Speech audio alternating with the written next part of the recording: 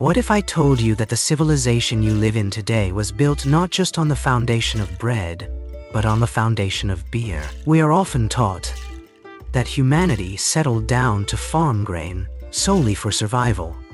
But the archaeological record whispers a different, more intoxicating secret. Today, we are peering back 10,000 years into the dawn of the Neolithic era to uncover how the primal desire for fermentation transformed our ancestors from wandering foragers into the builders of the first great empires. I am Elias Untold Vance, and this is the untold history of how humanity's oldest obsession, the quest for the perfect brew, forged the very structure of the human world.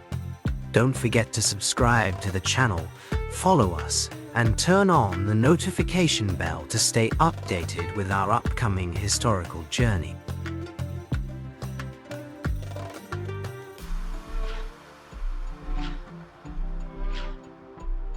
The conventional narrative of human history has long been tethered to a singular revolutionary transformation: the Neolithic Revolution. We are told that roughly 10,000 years ago, our ancestors transitioned from nomadic foraging to sedentary farming, domesticating wild grasses like wheat and barley, primarily to secure a stable supply of bread. However, a growing body of archaeological evidence is forcing us to reconsider this story.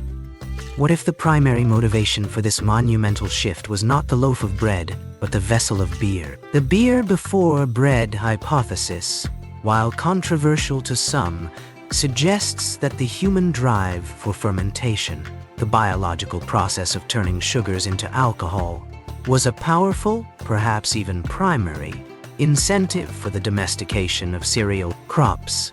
To understand this, we must cast our minds back to the Levant and the fertile landscapes of the Fertile Crescent.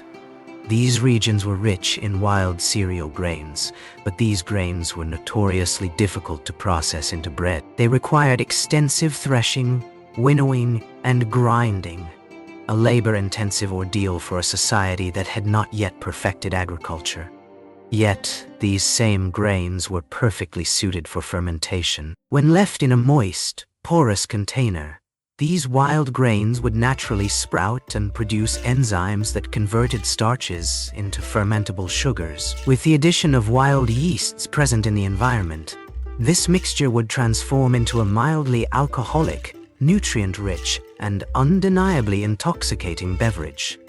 For early humans, the benefits were manifold. Fermentation not only killed harmful pathogens in water, making the drink safer to consume than raw water, but it also provided a concentrated source of calories, vitamins, and minerals that were essential for the survival of early, physically demanding communities. As these small, semi-sedentary groups began to rely on this process, the need for a predictable and abundant supply of grain became absolute. This created an evolutionary pressure that favored those who could actively cultivate, harvest, and store grain, rather than those who simply gathered what was available in the wild. Agriculture, therefore, may have been a byproduct of our ancestors' desperate and deeply human need to maintain their supply of ale. As we move deeper into the archaeological record, we find traces of this process in the chemical residues left in large stone vessels found at sites like Göbekli Tepe and the early settlements of the Natufian culture. These vessels were not merely storage units. They were the focal point of the early human experience, hubs around which communal life, religious ritual, and social hierarchy began to take root. The act of brewing was more than a technical skill. It was a communal performance. It required a shared knowledge base, passed down through generations, about the timing of the seasons, the quality of the water, and the specific strains of grain and wild flora that produced the best results. This social aspect of brewing cemented the bonds between individuals in the newly formed settlements. It provided a common language of experience, a shared ritual that helped to mediate conflicts and strengthen tribal identities. The intoxicating effects of the brew, meanwhile, were almost certainly interpreted as divine or supernatural. linking the act of consumption to the spiritual realm. This established the first link between alcohol and the sacred, a connection that would persist in human culture for thousands of years. Furthermore, we must examine the specific chemistry of this ancient fermentation. Unlike modern refined brewing, these early concoctions were likely proto-beers, thick, porridge-like mixtures that were consumed through straws or strained through communal vessels. This method of consumption enforced a specific social etiquette, requiring participants to gather in close proximity. This physical closeness fostered a sense of belonging and collective identity that was essential for the survival of early settlements. The archaeological evidence for this is found in the analysis of phytoliths and starch grains preserved in the limestone basins of sites like Göbekli Tepe. These microscopic indicators show that the grains were being processed in ways specifically suited for mashing, rather than just baking. This suggests that the inhabitants of these monumental structures were already masters of a proto-brewing technology. The labor required to carve these massive stone basins, some of which could hold hundreds of liters of liquid, implies a high level of social organization and a shared commitment to the production of these intoxicating elixirs. It was a commitment that required a massive investment of time and resources, far exceeding what would be necessary for simple food gathering. This investment was a clear indicator of the importance of these beverages in the spiritual and social lives of these early societies. As we look further, we see that the complexity of these early brewing processes demanded the development of specialized tools and infrastructure. The creation of durable ceramic vats, the construction of storage pits, and the organization of labor to harvest crops all point toward a society that was becoming increasingly stratified and organized. This stratification is the hallmark of the transition from a group of equals to a complex civilization. By the time we reach the earliest urban centers in Mesopotamia, brewing had become a regulated industry overseen by temples and kings. The very existence of these breweries implies the existence of a surplus, and the existence of a surplus implies a society that has moved beyond the hand-to-mouth existence of the nomadic forager. This transition was not merely a matter of technological advancement, but a profound shift in the human relationship with the environment and with one another. The controlled environment of the brewery, the predictability of the fermentation process, and the social ritual of consumption all contributed to the creation of a stable, predictable, and highly structured social order. In this way, the beer before bread hypothesis offers a compelling look at how our ancestors may have been driven by a primal urge to create, to celebrate, and to connect with the divine through the transformative power of fermentation. This search for intoxication was not a frivolous pursuit, but a fundamental driver of human innovation and social cohesion. It provided the impetus for the development of agriculture, the establishment of permanent settlements, and the birth of complex social hierarchies. It was, in essence, the fuel that sparked the fire of human civilization. Don't forget to subscribe to the channel, follow us, and turn on the notification bell to stay updated with our upcoming historical journey.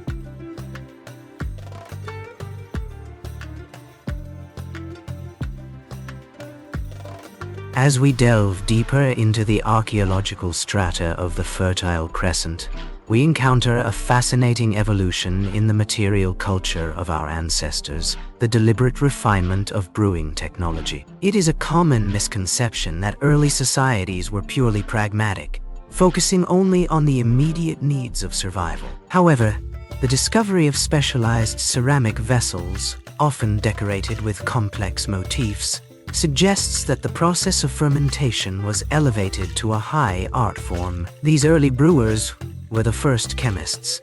They had to master the intricate variables of temperature, water quality, and the precise timing of the malting process. They understood, perhaps intuitively, that the environment in which they worked, The darkness of the cave, or the cooling temperatures of the evening, directly influenced the outcome of their brew. This was not a passive activity.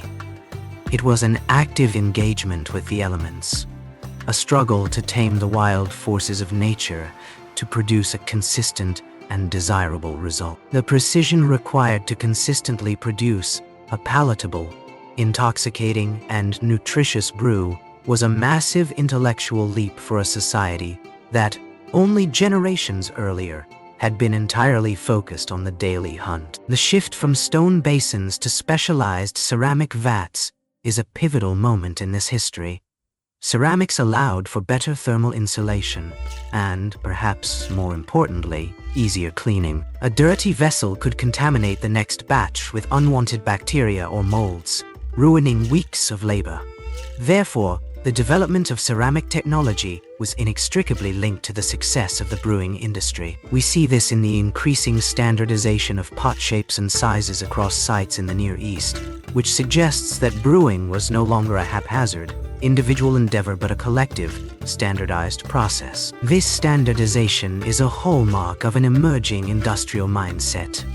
It speaks to a society that had begun to value efficiency, replication, and quality control. By creating a consistent product, these early brewers were able to foster a reliable social ritual, one that could be counted on to bring the community together and provide the shared experience necessary to maintain social cohesion. Beyond the technical mastery, the ritualistic dimension of brewing cannot be overstated.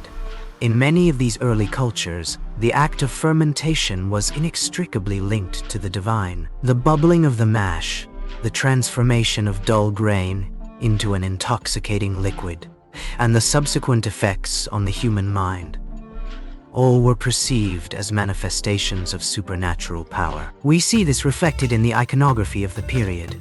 Stylized representations of grain, fermentation vessels, and even figures engaged in celebratory consumption, often found in proximity to temple-like structures. These sites were not just gathering places, they were the laboratories of the ancient world. The rituals performed here served a dual purpose. They honored the gods and ensured the success of the harvest, while simultaneously reinforcing the social hierarchy and the authority of those who controlled the production of the sacred brew. Furthermore, the impact of these fermented beverages on human health and society was profound. Beyond the nutritional value, alcohol served as a vital social lubricant in a rapidly changing world. The stresses of sedentary life, the increased proximity to others, the management of communal resources, and the challenges of early governance all created tensions that needed to be resolved. Fermented drinks provided a safe and structured way to release these tensions, allowing for the peaceful resolution of conflicts and the building of alliances. In this sense, the brewery was the precursor to the modern tavern, a space where the rules of social interaction were temporarily suspended, and community members could interact on a more equal footing. This was a crucial development for the evolution of early society, providing the social glue necessary to hold together larger and more complex communities. The influence of these early brews permeated every aspect of life, from the daily nourishment of the laborer to the elaborate feasts held in honor of the community's leaders. As we look at the intricate carvings and residues of these ancient sites, we are not just looking at the remnants of a forgotten technology. We are witnessing the birth of the social structures that would define human civilization for the millennia to come. The alchemy of the ancient vats was not merely the transformation of grain into drink. It was the transformation of the human condition itself, a testament to our enduring drive to create, to celebrate, and to connect with the world around us. Don't forget to subscribe to the channel, follow us, and turn on the notification bell to stay updated with our upcoming historical journey.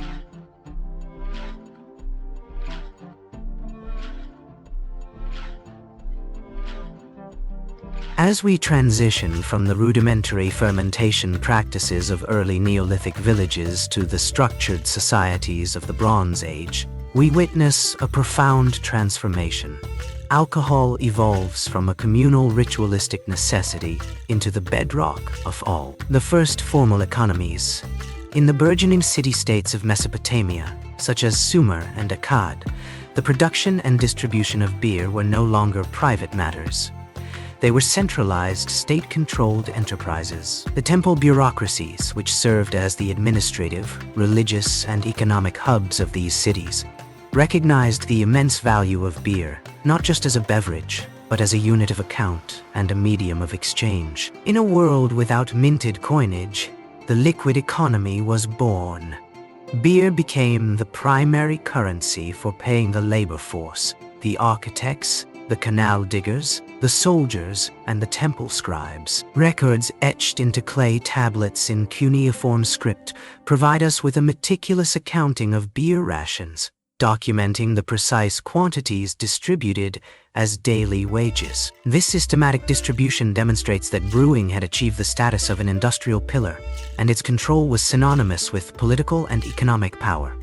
The implications of this shift were enormous. By quantifying the value of labor in terms of beer rations, the state established a standardized social hierarchy. The amount of beer one was entitled to was a direct reflection of one's status, utility, and proximity to the ruling elites. This created a powerful incentive for social compliance and industriousness. Furthermore, the reliance on grain-based alcohol for wages necessitated a massive, predictable, and highly efficient agricultural system. The state became a giant logistical machine, managing irrigation canals, overseeing large-scale grain storage, and dictating the planting and harvesting cycles to ensure that the supply of the liquid currency never ran dry. This pressure to maintain the brewery's output was, in many ways, the engine that drove the rapid expansion of Mesopotamian agriculture and the refinement of civil engineering. The state was not just managing food, it was managing the fuel of the economy. Simultaneously, the trade of these beverages and the ingredients required to produce them ignited the first truly global trade networks. While Mesopotamia focused on beer, other regions, such as the mountainous territories to the north and the Mediterranean coast, began to specialize in the production of wine. Wine, with its higher alcohol content, its capacity for long-distance transport, and its association with the exotic, became a luxury commodity that defined the lifestyle of the aristocracy. The trade routes that snaked across the deserts and seas were paved by the demand for these prestige goods. Merchants, acting as the intermediaries between the grain-producing lowlands and the grape-growing highlands, became the architects of a complex, interconnected world. They carried not just goods, but ideas, technologies, and linguistic influences, effectively weaving together disparate cultures into a burgeoning global economy. This economic structure was inherently fragile, however, and highly sensitive to environmental and political shifts. A single bad harvest, a collapsed irrigation system, or a military incursion could shatter the fragile equilibrium of the liquid economy, leading to social unrest and the potential collapse of urban centers. The history of the Bronze Age is, in part, a history of this volatility.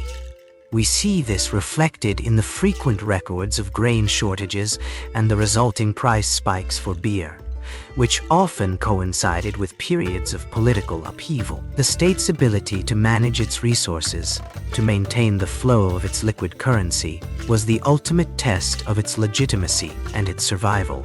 Consequently, the brewing industry became a central pillar of state security. The protection of grain stores and the maintenance of the breweries were top priorities for the ruling class, as a shortage of beer was not merely an inconvenience. It was a threat to the stability of the entire social order. In this way, the development of the liquid economy fundamentally altered the relationship between the state, the individual, and the environment. It created a world of unprecedented scale and complexity, built upon the foundation of a beverage that was simultaneously a source of nutrition, a tool of trade, and a symbol of power. The legacy of this period is still with us today, in the way we structure our labor, our markets, and our understanding of the link between the economy and the essential needs of the human population. Don't forget to subscribe to the channel, follow us, and turn on the notification bell to stay updated with our upcoming historical journey.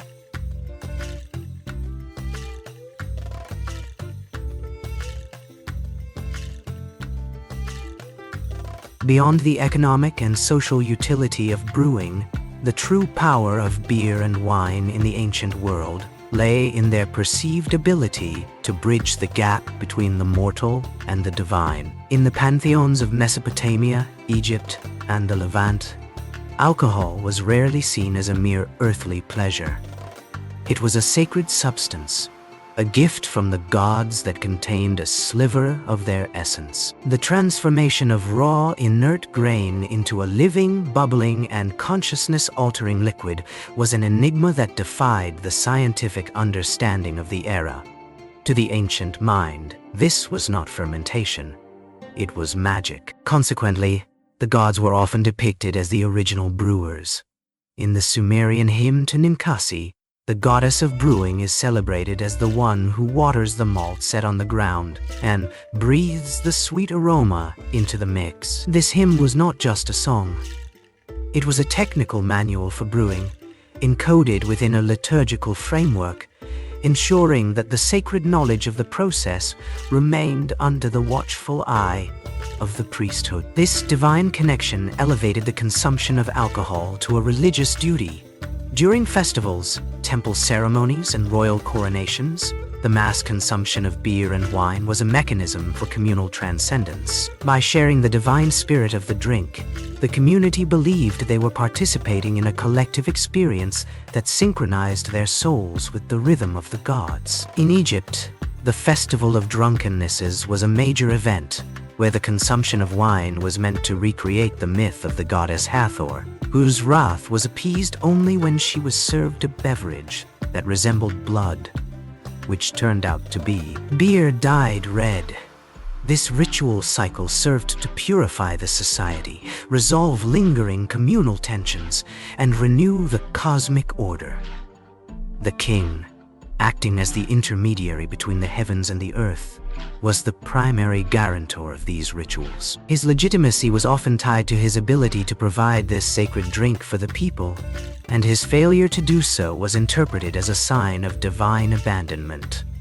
The temple architecture itself evolved to facilitate these rituals. Specialized chambers, known as brewers' sanctuaries, were constructed within the temple precincts, where the brewing process was treated with the same reverence as the preparation of votive offerings or the cleansing of sacred idols. The water used in these breweries was often sourced from sacred wells, believed to possess purifying properties, and the grain was harvested from land dedicated specifically to the gods. Every stage of the production was accompanied by prayers, incantations, and ritualized movements. This created a profound psychological environment where the brewer was not just a worker, but a ritual specialist, a guardian of a secret, holy technology. As these practices spread across the ancient world, they took on diverse local flavors. In the Levant, wine became the central focus of these cults, its production tied to the cycles of the vine and the seasonal death and rebirth of the vegetation gods. The intoxicating effect of the wine was seen as a form of divine possession, a way for the spirit of the god to enter the body of the worshipper. This belief led to ecstatic rites that were fundamental to the development of early drama, music, and dance. The line between the sacred and the profane was intentionally blurred, creating a space where human emotion could be expressed without the constraints of daily life. This fusion of the sacred and the intoxicating provided a vital outlet for the human psyche. It gave individuals a sense of purpose and belonging, and it gave the state a powerful tool to unify the people through shared belief. The divine intoxicant was, therefore, the most effective instrument of social cohesion in the ancient toolkit. It allowed the ruling elites to harness the deepest human desires and fears, channeling them into support for the temple, the king, and the established cosmic order. The legacy of this divine connection would ripple through history, influencing the rites and rituals of countless cultures that would follow, all of whom sought to capture the fleeting, transformative power of the sacred brew. Don't forget to subscribe to the channel, follow us, and turn on the notification bell to stay updated with our upcoming historical journey.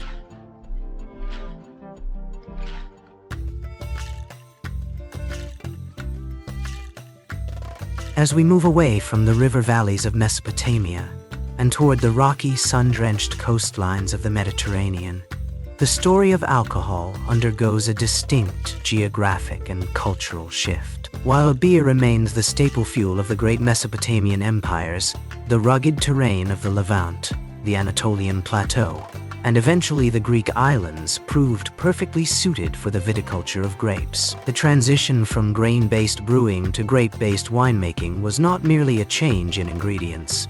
It represented a fundamental shift in the lifestyle, geography, and political ambitions of the emerging powers. Wine, by its very nature, was more difficult to produce and required a higher degree of long-term planning, land management, and botanical knowledge. Planting a vineyard is an act of intergenerational investment. It is a commitment to the land that outlasts the planter, a concept that fostered a more settled, territorial, and conservative social structure. This viticultural revolution fundamentally reshaped the Mediterranean, turning dry, stony hillsides into the most valuable real estate in the ancient world. The production of wine necessitated a different kind of technological mastery than that of beer. The wine press, a platform carved directly into the bedrock where grapes were crushed by foot, became the industrial hub of the vineyard. We find these rock-cut installations scattered throughout the hills of Lebanon, Israel, and Greece, silent witnesses to a massive agricultural undertaking. The juice, once collected, was fermented in large, often buried, earthenware jars known as pithoi. The chemistry of wine, the natural acidity of the grapes, the tannins in the skins, and the longer aging process meant that wine was not only more durable than beer, but also more portable. It could be stored for years, improved with age, and transported across the sea in standardized clay vessels called amphorae. This durability made wine the world's first true global commodity. It was a product that could be traded from the Phoenician coast to the furthest reaches of the Aegean and eventually the Western Mediterranean, carrying with it the culture, religion, and prestige of its makers. As wine spread, so did the myths and social practices associated with it. In the Greek world, the cult of Dionysus became the most potent and mysterious of all religious expressions. Dionysus was not just the god of wine. He was the god of transformation, of the blurring of boundaries between self and other, and of the wild, untamed forces of nature. The consumption of wine became the primary vehicle for achieving entheos, being filled with the god. This made winemaking and wine drinking central to the development of the Greek polis, or city-state. The symposium, the formal drinking party of the Greek elite, was the crucible in which Western political philosophy, rhetoric, and social identity were forged. While the citizens debated the laws of the land, the governance of their cities, and the nature of virtue, they were doing so under the influence of wine, which acted as a catalyst for intellectual discourse. This influence was not limited to the intellectual sphere.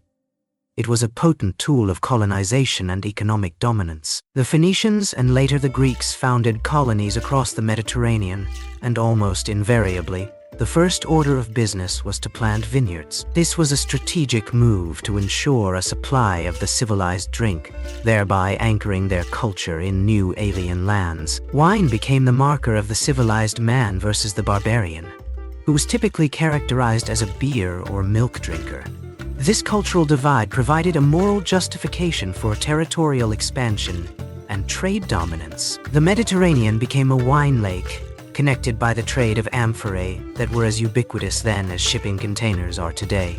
The rise of the Mediterranean powers was, in many ways, fueled by the vine. It dictated where cities were built, who the powerful trade partners were, and how the social hierarchy was maintained. As we delve into the ruins of these ancient coastal civilizations, we see that the vineyard was the foundation of their wealth, the source of their religious fervor, and the primary vehicle through which they projected their influence across the ancient world. It was a golden age of viticulture that would establish the patterns of commerce and culture for the next millennium. Don't forget to subscribe to the channel, follow us, and turn on the notification bell to stay updated with our upcoming historical journey.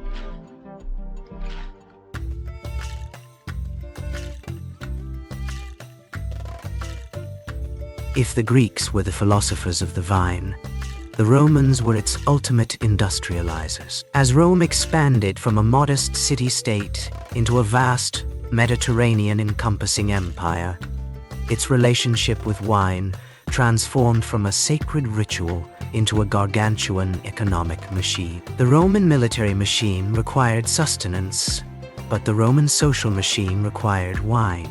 As the legions marched into Gaul, Hispania, and North Africa, they brought the vineyard with them, planting the seeds of what would become the modern world's greatest wine regions. The Roman state realized early on that wine was the ultimate tool for Romanization. By introducing local elites in conquered provinces to the sophisticated Roman habit of wine consumption, they created a common cultural language that bridged the gap between the conqueror and the conquered. This was a form of soft power that proved more durable than any fortress wall.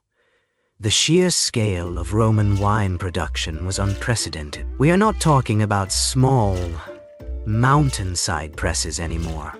We are talking about massive state-sponsored agricultural estates known as villi rusticae. These were highly integrated, factory-like farms that functioned with clockwork efficiency, utilizing the labor of thousands of enslaved people and advanced hydraulic engineering, such as screw press technology. The Romans increased their output to staggering levels. The archaeological remains of these sites, found from the volcanic slopes of Vesuvius to the valleys of the Rhine, reveal specialized infrastructure. Sprawling fermentation rooms filled with giant dolia, earthenware containers holding up to 2,000 liters each, and sophisticated drainage systems to manage the harvest.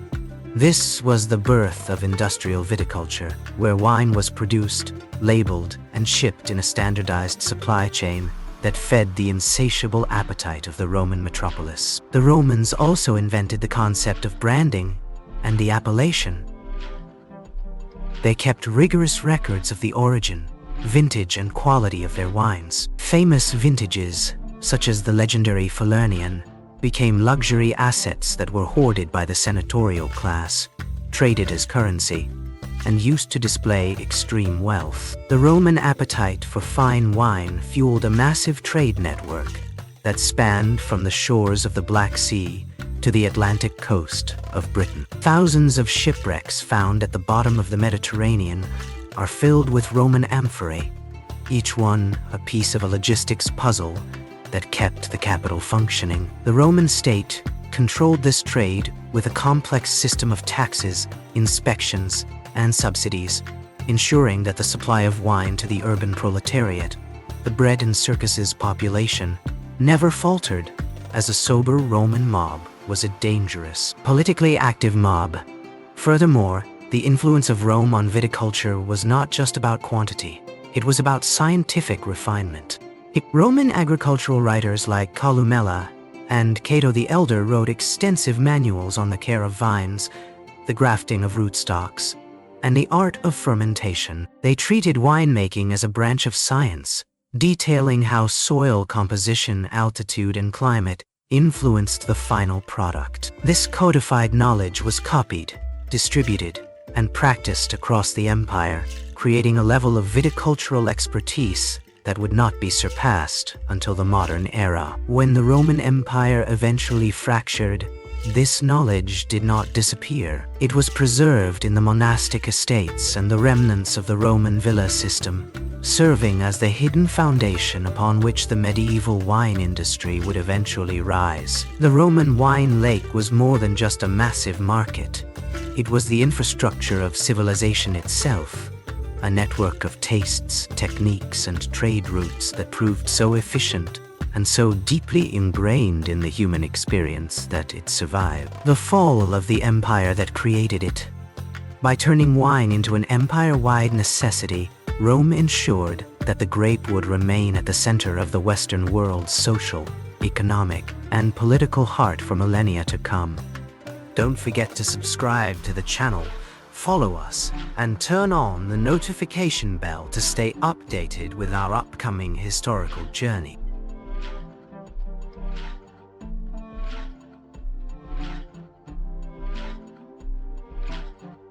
As the sun set on the Roman Empire, the sophisticated machinery of the Mediterranean wine trade began to fracture, but the art of the vine did not perish. Instead, it retreated into the silent, stone-walled cloisters of the monastic orders. During the chaotic centuries that followed the collapse of central authority, it was the Church, specifically the Benedictine and Cistercian monks, that became the keepers of the viticultural flame. For the medieval monastery, wine was not a luxury. It was a liturgical necessity. The Christian sacrament of the Eucharist required a steady supply of pure, high-quality wine, and the monks, driven by a blend of spiritual devotion and agricultural discipline, became the most meticulous vintners in history. They treated the vineyard as an extension of the cloister, a place where labor was prayer and where the mastery of nature was a service to God. This monastic period represented a pivotal shift in the science of winemaking, the transition from industrial quantity to obsessive quality. Because the monks were tied to their land for generations, they had the unique luxury of time to observe the nuances of their environment. They began to notice that specific parcels of land, what the French would later term terroir, produced vastly different results in the final product. They mapped the soil, documented the drainage, and carefully selected the best vines for each specific plot. This was the birth of the ECRU system. The Cistercians, in particular, were famous for their methodical approach. They would taste the soil, watch the way the sun hit the slopes, and fence off their best vineyards, creating the distinct, defined wine regions we recognize in Europe today, such as Burgundy and the Mosel Valley. They were not just growing grapes, they were building an agricultural legacy that turned marginalized lands into some of the most prestigious wine regions on the planet. Beyond the cultivation of the vine, the monastic orders were also responsible for the technological evolution of the cellar. They refined the design of the wooden barrel, moving away from the porous clay amphorae of the ancients. Wood, being more robust for overland travel and allowing for a slow, oxygen-mediated aging process, transformed the taste and stability of wine. This was a critical innovation that allowed wine to be stored for much longer periods and traded more reliably across the volatile markets of medieval Europe. The monks also perfected the use of the screw press and the rack and return system, creating a safer, more hygienic brewing environment that reduced spoilage. Their cellars became the most technologically advanced spaces in the medieval world, functioning as quiet, controlled laboratories of fermentation. This monastic influence had profound economic implications. By turning their surplus wine into a high-value commodity, monasteries became the financial powerhouses of their regions. They built roads, funded cathedrals, and supported the local peasantry, effectively acting as the central nodes of the medieval economy. Their wealth, however, was also their vulnerability. They were constant targets for Viking raids, feudal disputes, and internal politics, leading them to construct fortified wineries that could double as defensive bastions. This duality, the monastery as both a place of spiritual reflection and a commercial enterprise, defined the Middle Ages. The monks did not just save the wine industry, they reinvented it. They moved us away from the mass-produced, standardized output of the Roman Empire and toward a model of localized, specialized, and highly refined production. This transition set the stage for the modern appreciation of wine as a reflection of its unique origin. As we walk through the hallowed vineyards of modern Europe, we are walking on the foundations laid by these silent, scholarly laborers. They were the bridge between the antiquity of the Roman world and the modern era of the gourmet, ensuring that the legacy of the vine survived the darkest ages to become the cultural cornerstone of the medieval European experience. Don't forget to subscribe to the channel, follow us, and turn on the notification bell to stay updated with our upcoming historical journey.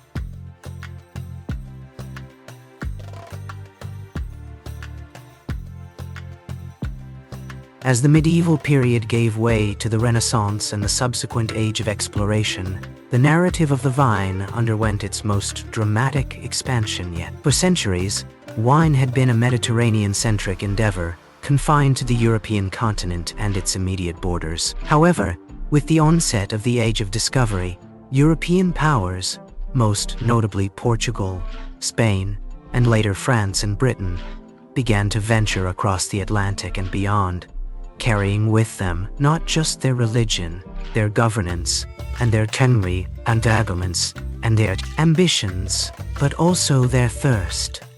This period marked the true globalization of the vine, the movement of viticulture from the Old World to the New World was not simply an agricultural transfer.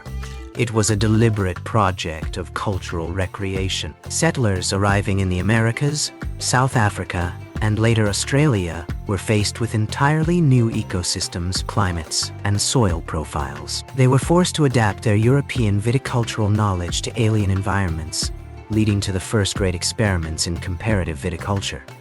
The Spanish in the Americas were the pioneers of this movement. As they expanded into Mexico, Peru, and Chile, they brought Vitis vinifera, the European grapevine, with them, planting vineyards to ensure a supply of wine for religious sacraments and social life. It was a quest to recreate a civilized environment in the wilderness. In the process, they encountered the vast climatic diversity of the Andes and the Pacific coast, discovering that the New World possessed regions that were even better suited for grape cultivation than the tired, over-farmed soils of Europe. The mission grape, a hardy variety introduced by Spanish priests, spread rapidly throughout the Americas, becoming the backbone of a new viticultural frontier. This was the start of a massive demographic and ecological shift, where European vines began to compete with, and in some cases displace, native wild grape species.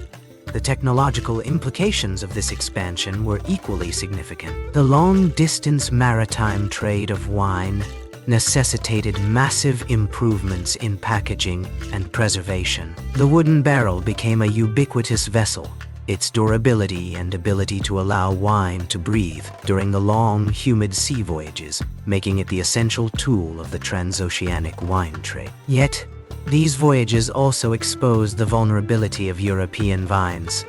Upon arriving in the colonies, vintners discovered that their beloved Vitis vinifera was highly susceptible to indigenous diseases and pests. This spurred a period of intense innovation in grafting techniques and hybrid experimentation as colonial farmers struggled to create vines that could survive in their new homes. This was the birth of the New World wine identity, characterized by a willingness to experiment, a lack of adherence to traditional European appellations, and a focus on resilience and abundance. Furthermore, this global diaspora of the vine completely transformed the economic geography of the world. Wine became one of the most profitable colonial commodities, fueling the wealth of empires and shaping the development of port cities from Cape Town to Buenos Aires. The colonial vineyards were not just farms, they were outposts of European cultural identity.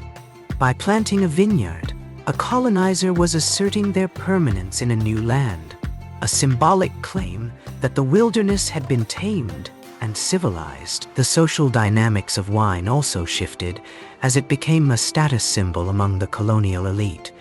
While simultaneously becoming an export good, that linked the periphery of the globe to the centers of European power. As we observe the global wine map today, it is impossible to ignore the echoes of this period.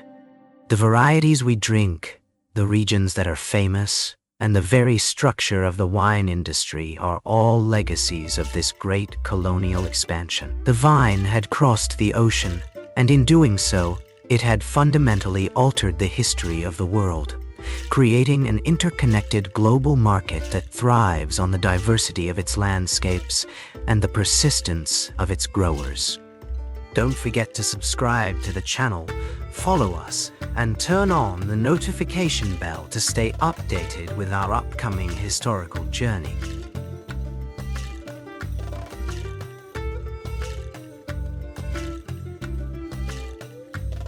As the 19th century dawned, the global wine industry seemed invincible.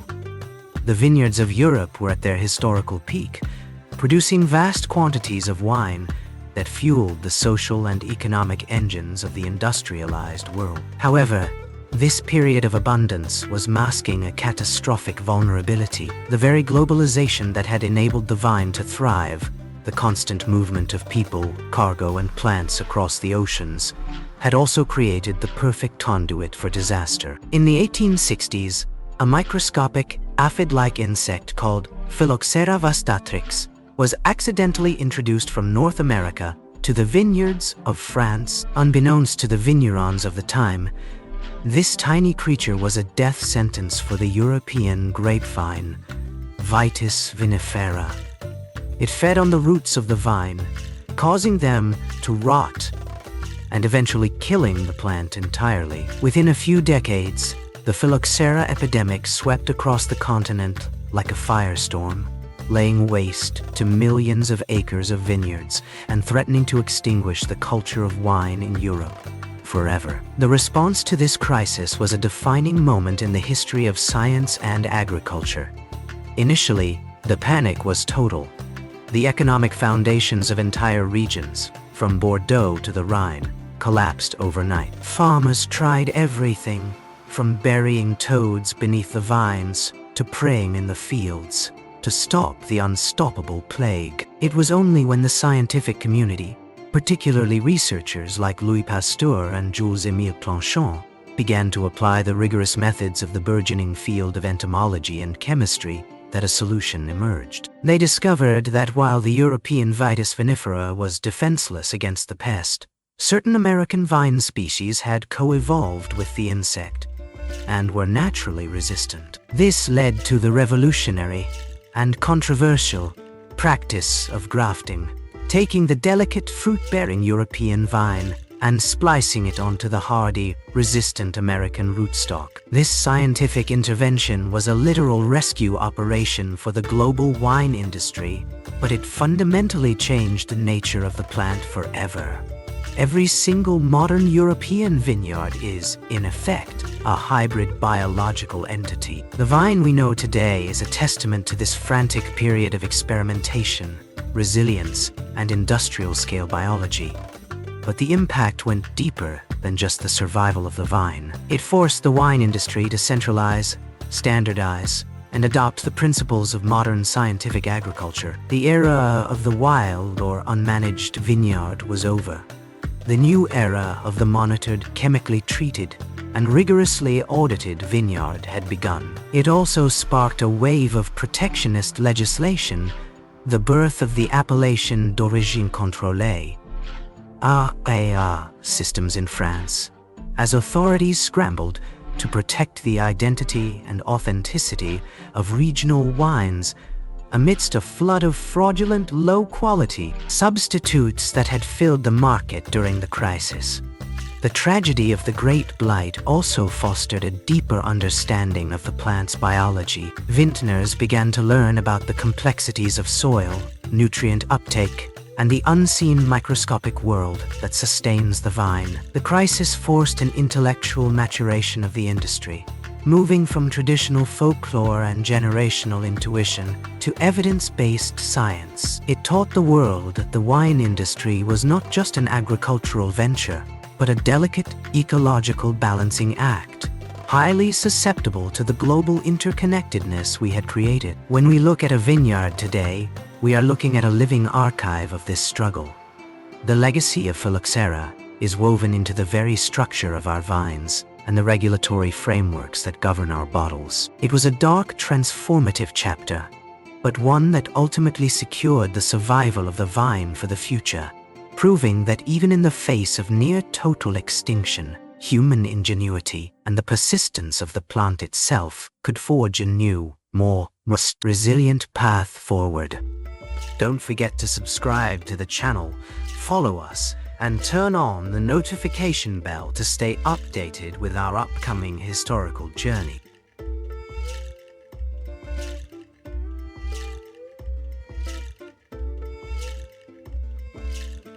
In the wake of the phylloxera crisis, the 20th century transformed wine from an agricultural product into a global industry defined by precision, branding, and the fusion of tradition with cutting-edge technology. The post-phylloxera era was characterized by the professionalization of the winemaker. No longer just a farmer, the vintner became an enologist, a scientist who mastered the chemistry of fermentation, the microbiology of yeast, and the physics of temperature control. This era saw the introduction of stainless steel fermentation tanks, allowing for a level of hygiene and temperature regulation that was previously impossible. This innovation essentially cleaned up the flavor profiles of wine, eliminating the spoilage and oxidation that had plagued earlier vintages. It was the birth of the technological wine, clean, predictable, and perfectly tailored to the modern consumer's palate. However, as wine became more technologically consistent, a counter-movement emerged, championing the concept of terroir, the idea that a wine should taste like the specific patch of dirt from which it grew. This created a profound tension that still defines the modern wine world.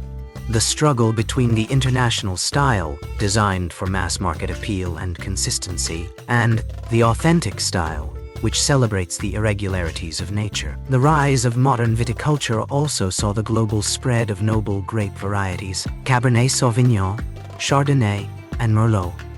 Once the local pride of specific French regions, were planted in every corner of the world, from the Napa Valley to the plains of Argentina and the hills of New Zealand. This created a common global language for wine, making it accessible to millions, but also leading to a certain homogenization of taste. This era also brought about the democratization of wine knowledge. The mid-20th century saw the rise of wine critics and standardized scoring systems, such as the 100-point scale, which transformed wine into an asset class. Wine was no longer just a beverage. It was an investment, a collectible, and a status symbol. The cult wine phenomenon emerged, where small-batch, high-scoring bottles commanded astronomical prices, creating a stark divide between the mass-market products on the supermarket shelf and the elite trophy wines of the auction house. This commercialization forced a new level of accountability on the producers, who had to navigate a market that was increasingly data-driven, globally competitive, and highly sensitive to external ratings. Yet, as we reached the end of the century, the pendulum began to swing again. Concerns over the environmental impact of industrial viticulture, specifically the heavy use of pesticides, fertilizers, and the carbon footprint of global shipping, gave rise to the organic, biodynamic, and natural wine movements. These vintners are returning to the philosophy of the medieval monks, a deep, almost spiritual respect for the land. They are questioning the reliance on industrial chemistry and pushing for a return to wild yeasts, minimal intervention, and biodiversity in the vineyard. This back to the roots movement is not merely a nostalgic retreat. It is a sophisticated, evidence-based reaction to the limitations of industrial efficiency. It is the final stage of our modern alchemy, a synthesis of scientific knowledge, technological capability, and a renewed, profound connection to the earth. In the modern age, the bottle has become a vessel for a complex narrative, a story of human innovation, the resilience of the plant, and the eternal desire to capture the spirit of a specific time and place in a single drop of liquid gold. Don't forget to subscribe to the channel, follow us, and turn on the notification bell to stay updated with our upcoming historical journey.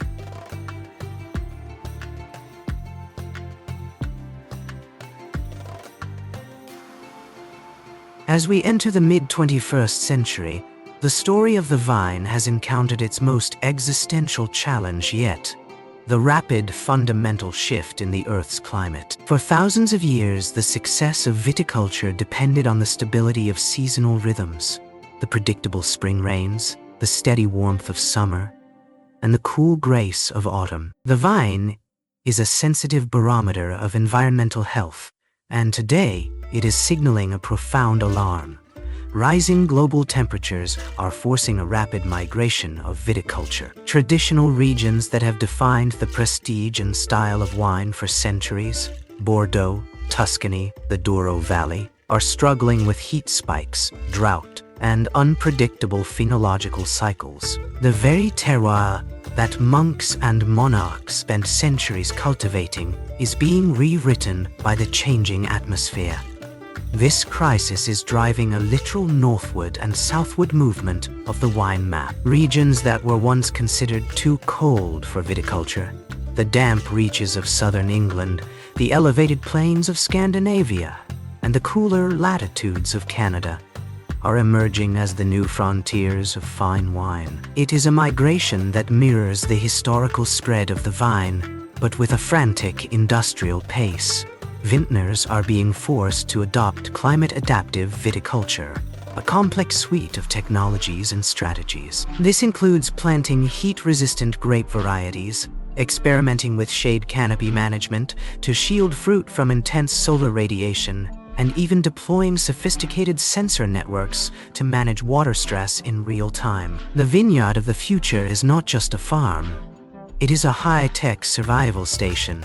Beyond the geography, the industry is undergoing a genetic rethink.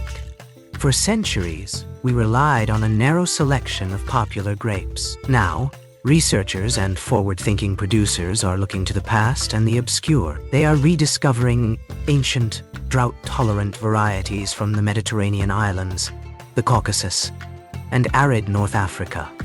Grapes that have survived in heat-stressed environments for millennia. This diversity push is a desperate yet brilliant strategy to preserve the complexity of wine while ensuring it remains a viable crop in a warming world. It represents a shift from the monoculture of the late 20th century to a new, polycultural model that values resilience above yield. This shift also brings a new ethical dimension to the wine trade. The carbon footprint of the industry, from the weight of the glass bottle to the global logistics of shipping, is under intense scrutiny. Consumers are demanding greater transparency and sustainability, pushing the industry toward lighter glass, local consumption models, and radical reductions in energy consumption during production. The climate frontier is not just about where we grow grapes. It is about how we value them. It is forcing a reconciliation between our desire for luxury and the realities of a planet in transition. We are moving toward a period where the prestige of a wine will be measured not by its score or its heritage, but by its environmental footprint and its ability to thrive in a changing ecosystem.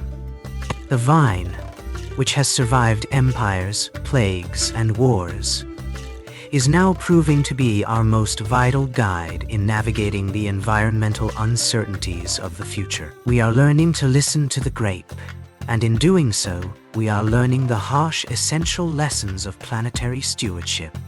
Don't forget to subscribe to the channel, follow us, and turn on the notification bell to stay updated with our upcoming historical journey.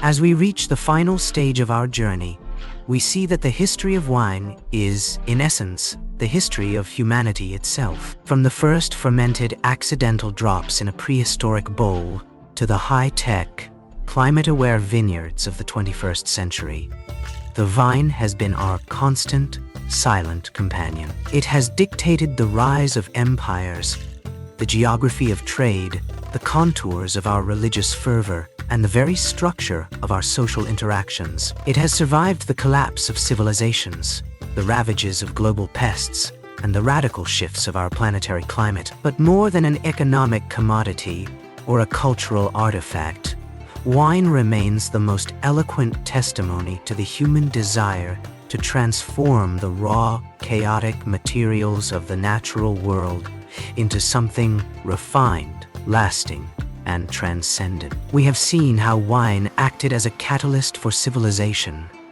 the shift from the nomadic gathering of wild foods to the settled territorial commitment of the vineyard. We have seen how it forged a common language of power, from the Phoenician amphorae that connected the Mediterranean to the globalized trade routes that span our oceans today. We have traced the thread of human ingenuity through the medieval monastic cloisters, the scientific rigor of the post-phylloxera age, and the high-tech precision of our current era. Throughout it all, the relationship has been symbiotic. We tended the vine, and in return, the vine taught us how to observe the seasons, how to respect the soil, and how to find beauty in the fermentation of a simple fruit. What then is the future of this ancient legacy?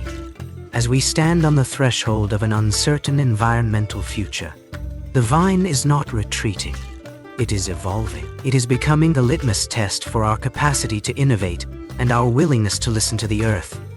The alchemy we spoke of is no longer just about turning sugar into alcohol. It is about turning our technical mastery back into wisdom. The future of wine will likely move away from the hyper-industrialized monocultural model toward a more diverse, localized, and regenerative approach. It will be a future where the prestige of a bottle is judged by its harmony with the ecosystem and its integrity as a reflection of its home. Ultimately, wine remains the great human bridge, a liquid connection across time and space. When we open a bottle, we are not just consuming a beverage. We are participating in a multi-millennial conversation. We are tasting the work of a Roman soldier, the patience of a Cistercian monk, the resilience of a 19th century grafting experiment, and the hope of a 21st century farmer facing a changing world. The vine has been the vehicle through which we have projected our culture, our religion, and our pride onto the global stage. It has survived because it is part of us, and we are part of its story. As long as there is sun to ripen the grapes and human hands to tend the soil, the story of the vine will continue. It is an eternal narrative, a liquid archive of our collective past, and a living, breathing testament to the enduring power of the human spirit to find grace in the struggle. Don't forget to subscribe to the channel, follow us, and turn on the notification bell to stay updated with our upcoming historical journey.